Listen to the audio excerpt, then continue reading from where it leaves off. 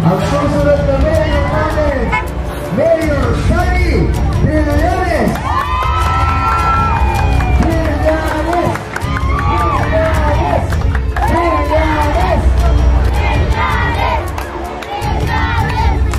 Kung ang magiging mayor nyo ay si Shani Trillanes, dahil magkakaroon ng mayor na mag-aalaga po sa lahat ng senior citizen. Gusto nyo ba na lahat ng senior citizen may biyaya? Gusto nyo ba lahat ng senior citizen may benepisyo? Gusto nyo ba na alisin natin ang korupsyon dito sa lungsod ng Caloocan? Tingnan nyo ha, kung si Mayor Shani, magkakaroon kayo ng mayor na atapang atao. O hindi yan atakbo. Magkakaroon kayo ng mayor na magmamahal sa mga senior citizen. At higit sa lahat, magkakaroon kayo ng mayor na galit sa korupsyon. At higit sa lahat daw, magkakaroon kayo ng mayor na guwapo. O ngayon, ang tanong ko sa inyo, kanino kayo? Barangay 93, sa luma o sa bago? Bago!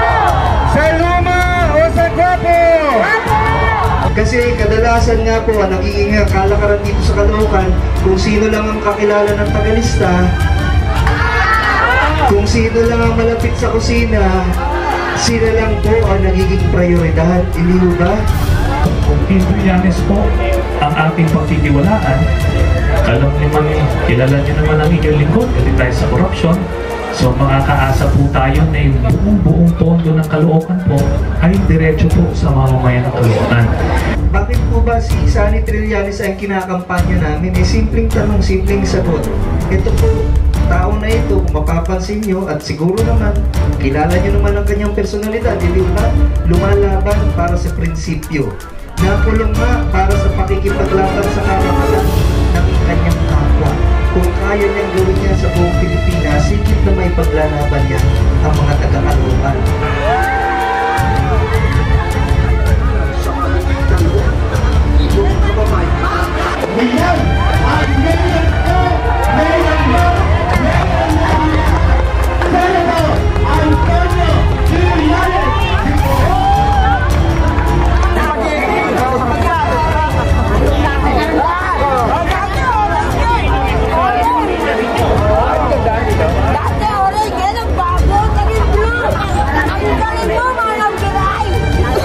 Tulong na nagiging bigat laban sa korupsyon, krimen at kahirapan. Antonio Trillanes, ipapalalaban.